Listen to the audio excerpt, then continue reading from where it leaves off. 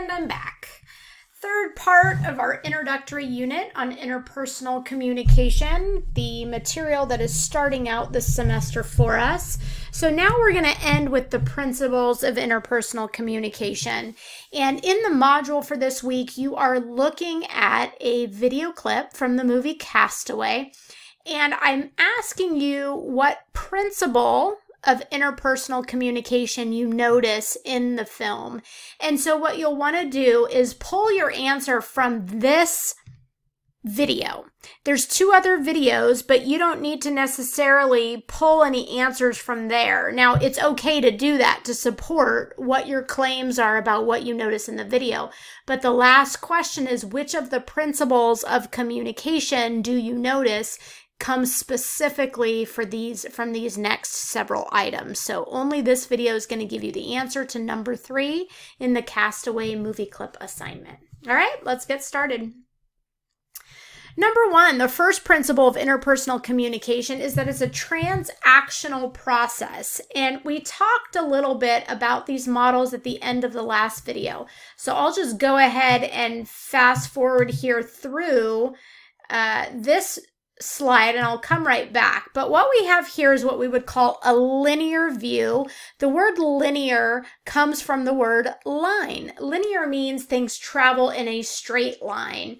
And that's exactly what this model does. This is a simplistic model of communication that says, I have something to say, that makes me the sender. You're the person I'm sending it to, that makes you the receiver. And I send a message to you. And it's a very clear-cut, simplistic communication scenario. However, that is not how we understand communication. And as we've studied it over the last 100 or so years, this is what we have come to find. It's a very complicated transactional model of communication. And what that means is, while I'm encoding or developing my message in my head, as I begin to send that message, I get feedback from that person. I may get feedback that they're looking at their phone and not paying attention. And so what that does is that changes the nature of my message. It changes my context. It changes maybe the channel. It changes the way that I feel about you. It changes the way that I feel about our relationship. It changes the way I sense I should even deliver this message right now.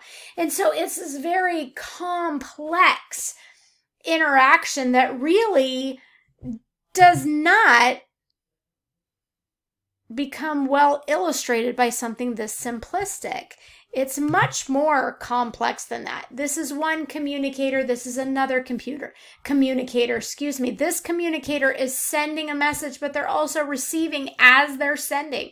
This communicator over here could potentially interrupt this communicator over here and say, no, I'm going to send, even though this person didn't finish sending their message. So now they become the receiver and this person's the sender. And then maybe they interrupt and they send and they receive. And so there's this going back and forth. And I'm decoding your message, but at the same time, I'm probably encoding what my message back to you is going to be. The channel that I use, maybe we're talking face to face, but then all of a sudden I realize, you know what, this would be better off as a text message later, or maybe an email so that I can have the opportunity to get all my thoughts out without being interrupted. And then don't forget all this noise, which creates interference, which are all these lines. And there's all those different types of noise, which make things very, very difficult for us to understand and focus on any particular message. So that transactional model, what you see here, is not this linear model. That is too simplistic for what we understand interpersonal communication to be. So it's ever changing, it's circular.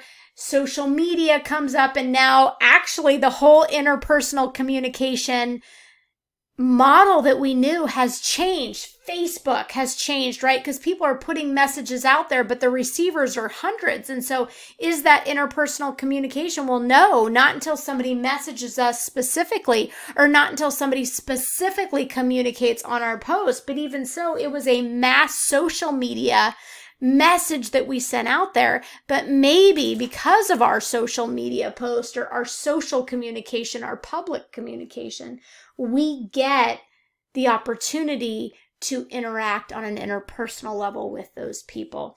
There are also several interdependent elements. Each element affects the other, right? The context that I'm in, that psychological context that I talked about in our last video, that I'm upset or I'm stressed, that puts me in a context that may be different from the context you're in if, say, you've just gotten back from a great vacation and you're not stressed or sad. So you're in a totally different context. And so you may be able to accept some different messages than I can accept and process. And then don't forget, we're related and connected to one another because we're both creating this experience. We're contributing to the process. And so we're dependent on each other. That's what that first principle is. All right, on to principle number 2, interpersonal communication is purposeful. If I see that my friend is sad and I want to tell her a joke, the purpose behind that communication is I want to support her or I want to cheer her up. You can think of many times throughout your life that you have wanted or needed a smile or a laugh or a quick chuckle from somebody, and you really appreciate that they purposefully go out of their way to make you smile. The purpose of my communication right now, while it's not interpersonal, is teaching. Teaching is what we do as parents to our children. Teaching is often what we do to colleagues one-on-one at our workplace if we're training them on a new computer software system or a new process that we're doing. So there's purpose behind interpersonal communication. Sometimes our purpose is to check in and give somebody an opportunity to vent because we know things are difficult. Sometimes it may be to relate, that we just want to talk because we want to keep our relationship strong and we want an opportunity to relate to one another. So there's lots of purposes that communication can have behind them. Number 3, interpersonal communication is ambiguous. What this means is I can't ever, without a shadow of a doubt, tell you what a message means. I can't tell you what your communication means. I can't tell you what a message means. I can't tell you what an eye roll means. I can't tell you what crossed arms across somebody's body means. I can't tell you what it means when somebody says, I'm just not sure if I'm interested anymore. I don't know a lot of times what messages mean. I don't know what they mean about the relationship.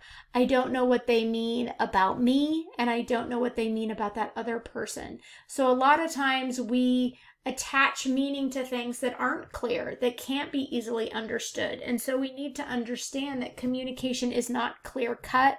It's very complicated, and so it's hard to attach specific meaning that's accurate to it. Sometimes you can do that. If somebody says, I'm hungry, I want to get something to eat, there's nothing ambiguous about that. However, a lot of times there's some ambiguity in that you go, oh great, where do you want to go? And what happens? Why do I always have to choose the place? Wait, I thought they were the one that was hungry and they wanted to go get something to eat. Why are all of a sudden we having a conversation about whose choice it is to choose the restaurant? It's very complicated and ambiguous. And so sometimes what it means when somebody says, I'm hungry, I want something to eat, it could mean, hey, could you pick out a nice restaurant for us to go to? You just never know. So for number 4, the 4th principle, interpersonal communication relationships or interpersonal relationships is IP. Interpersonal relationships may be symmetrical or complementary. Symmetrical is just like looking into a mirror. So if I have 2 people and one person blows up and the other person blows up, they're symmetrical. However, if I have 2 people and one person blows up and the other person stays calm and rational and tries to talk things out, that's complementary. There's many situations where people act differently than their partner. There's many situations in which people act identical. Surely you know couples throughout the span of your life where they are the same. They dress the same. They act the same. They talk the same. They're like the same. And the longer they go out, the more alike they become. But then there's also those people, and oftentimes we'll call them an odd couple. she's very outgoing, he's very reserved, or they are very talkative and the other is very quiet. And so we look and go, God, that's a really weird mix. One person's really geeky, the other person's, really popular in school. And so we tend to be very confused by that. But oftentimes we find that complementary behaviors may work better, symmetrical behaviors in some situations, but complementary in others. For example, if one person's a daredevil and they like to go skydiving, they would probably be happier with a partner that would go skydiving with them rather than somebody that was caught up on the safety and it's too dangerous and you shouldn't do that. These two types of symmetrical and complementary, it's about their behaviors in a relationship. And so that's kind of vague because we engage in a lot of different behaviors. But hopefully you understand that sometimes we mirror that other person and we act the way they act. Maybe we give that person the silent treatment and so they give us the silent treatment.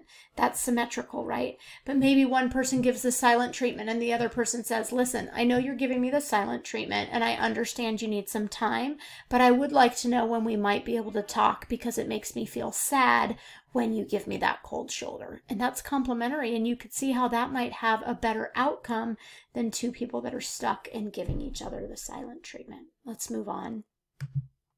Okay, principle number 5, interpersonal communication refers to the content of the message, but also our interpersonal communication says something about our relationship. Here's the example I like to give.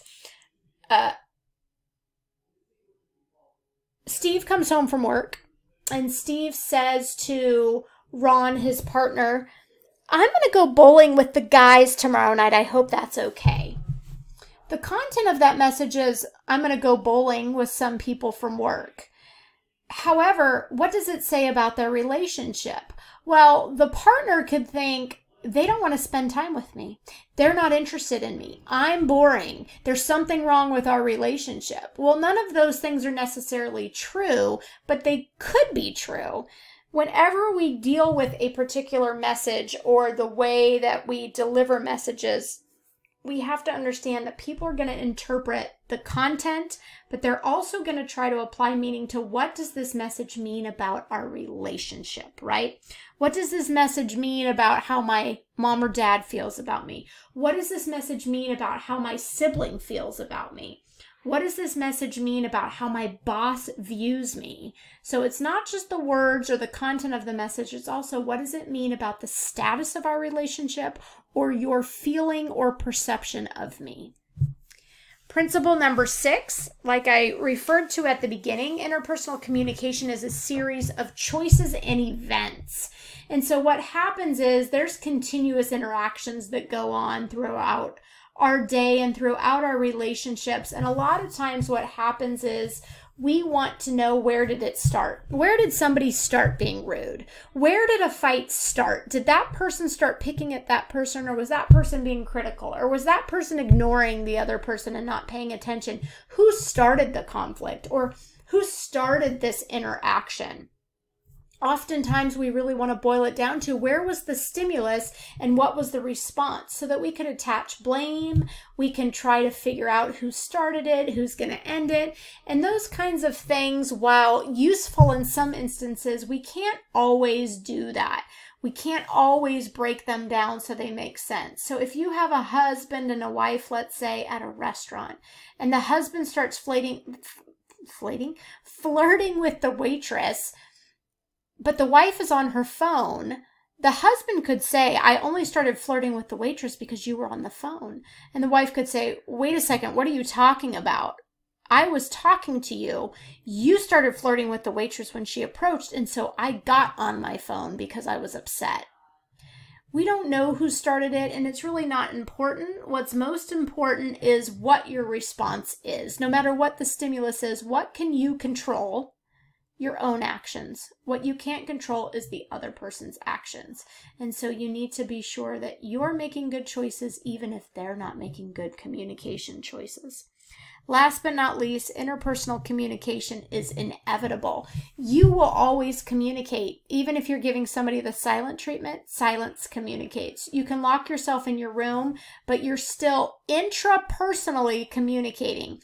And intrapersonal communication, I-N-T-R-A instead of I-N-T-E-R. Intra means inside my own head. What are the messages I say to myself? How do I communicate?